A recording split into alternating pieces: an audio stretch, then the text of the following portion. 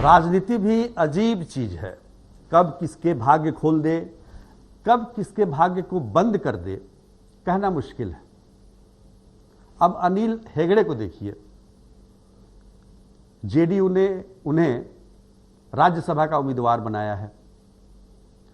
वो बिहार के हैं भी नहीं, कर्नाटक के हैं, जमीन से जुड़े हुए हैं, 38 वर्षों से पार्टी की सेवा कर रहे थे, उसका इनाम उन्हें मिला है। तो दूसरी तरफ केंद्र में मंत्री आरसीपी सिंह, मुख्यमंत्री नीतीश कुमार के बेहद करीबी, उनका भी राज्यसभा का कार्यकाल समाप्ति की ओर है, लेकिन उनके नाम का ऐलान नहीं हो रहा है। कहा जा रहा है कि 24 मई को जब अधिसूचना जारी होगी उसके बाद उनके नाम का ऐलान होगा। ये क्यों भाई? तो इस राज्यसभा सीट को लेकर हम केवल जेडीयू के सीट की बात कर रहे हैं, जो एक सीट बची है, उस पर हम चर्चा करने के लिए यहां उपस्थित हुए हैं। नमस्कार, बिहार तक में आपका स्वागत है। तो अनिल हेगड़े को तो टिकट मिल गया, उन्हें किंग महेंद्र, जिनका निधन हो गया था और राज्यसभा की सीट खाली हो गई थी, उस जगह पर उन्हें टिकट मिली है और वो 2 सालों के लिए राज्यसभा के सदस्य रहेंगे, क्योंकि 2 साल ही बचे हुए हैं। वैसे तो राज्यसभा 6 सालों के लिए होता है, पर चूंकि 4 साल निकल चुका है किंग महेंद्र के कार्यकाल में, तो अब अनिल हेगड़े राज्यसभा में जाएंगे। उनका जाना भी पक्का है क्योंकि वो जेडीयू की सीट है।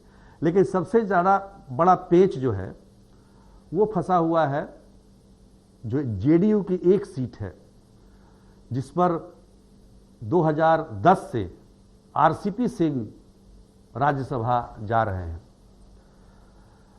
आरसीपी सिंह एक कद्दावर नेता है जेडीयू के, मुख्यमंत्री नीतीश कुमार के बेहद करीबी नेता, पर उनके नाम का ऐलान क्यों नहीं हो रहा है, जबकि वो केंद्र में मंत्री भी हैं।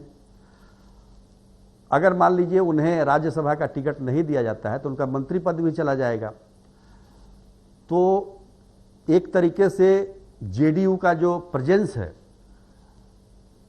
जो गठबंधन है बीजेपी से केंद्र में खास तौर पर, उस पर इसका प्रभाव पड़ सकता है। तो आखिर क्या वजह है कि इतना करीबी, इतने बड़े नेता होने के बावजूद उनके नाम के ऐलान में देरी क्यों की जा रही है? इसके पीछे की वजह क्या है, ये जानने की कोशिश हम कर रहे हैं। आरसीपी सिंह 7 जुलाई 2021 से केंद्र में मंत्री हैं और अभी 1 साल भी नहीं हुआ है, पर केंद्र में मंत्री बनने के बाद सब लोग कहने लगे कि वो बीजेपी के ज़्यादा करीबी हो गए हैं नीतीश कुमार के बजाय। और इसी बात को लेकर नीतीश कुमार को कहीं ना कहीं ये कहा जा रहा है, जो आसपास के लोग हैं, कि आरसीपी सिंह जेडीयू से ज़्यादा बीजेपी के करीब हैं, इसलिए उनको टिकट देना खतरनाक हो सकता है। हालांकि टिकट नहीं देने की बात कोई नहीं कर रहा था। लोग, जो नेता हैं, वो कह रहे थे कि जो 2 साल का जो ये सीट जो बचा हुआ है, जो जिसे अनिल हेगड़े को दिया गया जो सीट, उस सीट पर आरसीपी को भेजा जाए ताकि 2024 में उनका कार्यकाल समाप्त हो जाए। और सरकार भी 2024 तक है केंद्र की। लेकिन आज अनिल हेगड़े के उस सीट पर उम्मीदवारी की घोषणा के बाद अब सबकी नजरें लगी हैं कि वो एक सीट जो बची है जेडीयू की, उस पर कौन जाएगा। कोई नेता जेडीयू का, बड़ा से बड़ा नेता, ये बताने को तैयार नहीं है। उनका यही कहना है कि 24 मई को जब अधिसूचना जारी हो जाएगी उसके बाद इस पर मंथन होगा। मैंने पहले ही कहा कि आरसीपी की दावेदारी इसलिए बड़ी है क्योंकि वो नीतीश कुमार के बेहद करीबी हैं, केंद्र में मंत्री भी हैं और स्वजातीय भी हैं। बहुत सारी चीज़ें मैटर करती हैं। पर कुछ लोगों का यह भी कहना है, कुछ नेताओं का, कि आरसीपी सिंह जो हैं वो उनको मुख्यमंत्री ने बहुत ज़्यादा प्रमोट किया, लेकिन उस हिसाब से वो उनके साथ नहीं है। हालांकि इसमें कितनी सच्चाई है ये हम नहीं कह रहे हैं, लेकिन यही कहा जा रहा है कि जैसे हर बार जो सरकार की तरफ से जो बयान आते हैं, और चूंकि वो केंद्र में मंत्री हैं तो निश्चित तौर पर केंद्र की सरकार की भाषा बोलते हैं, चाहे वो विशेष राज्य का दर्जा का मामला हो, चाहे जातिगत जनगणना का मामला हो, तो उस पर उनकी अलग भाषा जरूर होती है। अभी पिछले दिनों जब वो आए थे पटना तो मुख्यमंत्री से उनकी लंबी मुलाकात भी हुई है। इतना सब होने के बावजूद जेडीयू के नेता ये कहने से क्यों डर रहे हैं कि आरसीपी सिंह उस सीट पर राज्यसभा जाएंगे? सूत्रों का यह भी कहना है कि मुख्यमंत्री नीतीश कुमार आरसीपी सिंह से नाराज हैं, लेकिन मुझे ऐसा नहीं लगता। मुझे लगता है अंततः जो है आरसीपी सिंह ही राज्यसभा की उस सीट पर जाएंगे, क्योंकि आपने देखा होगा कि 2019 में जब केंद्र में सरकार बन रही थी तो उस समय भी बीजेपी ने एक सीट, एक मंत्री पद दिया था, जिसे नीतीश कुमार ने स्वीकार नहीं किया। वो चाहते थे कम से कम 2 पद मिले ताकि 2 अलग अलग लोगों को एडजस्ट किया जा सके। फिर 2021 में जब मंत्रिमंडल का विस्तार हुआ उस समय भी यही मांग रखी गई थी, पर केंद्र ने फिर भी एक ही को मंत्री बनाया, वो भी आरसीपी सिंह को। तो निश्चित तौर पर ये गॉसिप का मसला हो सकता है कि वो जाएंगे नहीं जाएंगे, लेकिन मुझे लगता है कि आरसीपी सिंह ही उस राज्यसभा सीट के दावेदार होंगे, क्योंकि जिस तरह की परिस्थिति।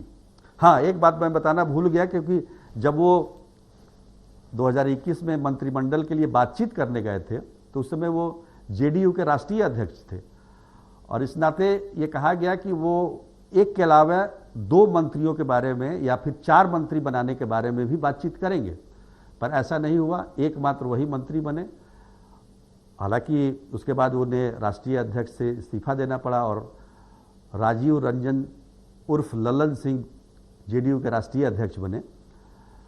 पर कहीं ना कहीं ये जरूर बात है कि आरसीपी सिंह और नीतीश कुमार की काफ़ी गहरी बॉन्डिंग है, और आज से नहीं, काफ़ी पुरानी है।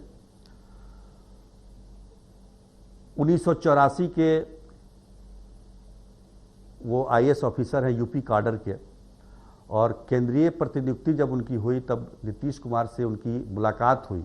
उस समय से वो रेलवे में उनके सचिव रहे, और जब बिहार में बीजेपी जेडीयू की सरकार बनी और मुख्यमंत्री नीतीश कुमार बने तो वो प्रधान सचिव बने मुख्यमंत्री के। 2010 में उन्होंने वीआरएस ले लिया, वीआरएस उनको दिलवा कर बल्कि राज्यसभा भेजा गया।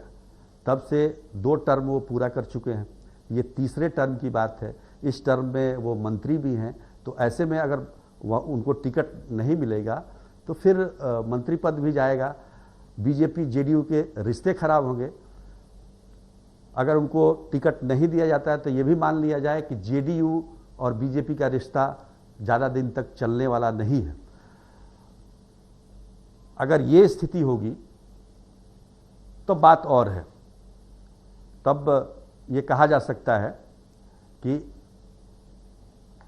बीजेपी से रिश्ता तोड़ने के लिए ही ये फैसला नीतीश कुमार ने लिया है। एक और बात बता दें आपको, जातीय जनगणना पर नीतीश कुमार ने स्पष्ट कहा है कि सर्वदलीय बैठक में जो विचार होगा उस पर हम लोग बात को आगे बढ़ाएंगे। ये भी काफ़ी सोचने वाली बात है। ये 2-3 जो घटनाएं हैं जो हाल फिलहाल में घटने वाली है, 24 के बाद राज्यसभा के उम्मीदवार का भी ऐलान करना है, तो इस सब कुछ को अगर आप समग्र रूप में देखेंगे तो काफ़ी कुछ निकलने की गुंजाइश है। तो थोड़ा इंतज़ार कीजिए, आज के लिए बस इतना ही। तब तक के लिए नमस्कार।